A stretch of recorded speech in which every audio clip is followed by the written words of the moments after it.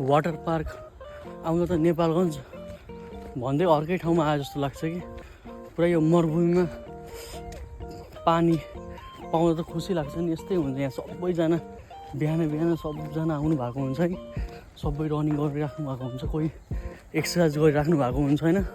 सबैको आफ्नो मोटिभ हुन्छ, कोही चाहिँ तौल घटाउनलाई रनिङ गरिराख्नु भएको हुन्छ, कोही चाहिँ यतिकै हाम्रो डेली रुटिनको लागि रनिङ गरिराख्नु हुन्छ, कोही चाहिँ आर्मीमा जानुको लागि रनिङ गरिराख्नु भएको हुन्छ है। सबजना जस यो वाटर पार्कमा आउँदाखेरि चाहिँ सबजना चाहिँ रनिङ गरिरहेको देख्दा चाहिँ खुसी लाग्छ क्या।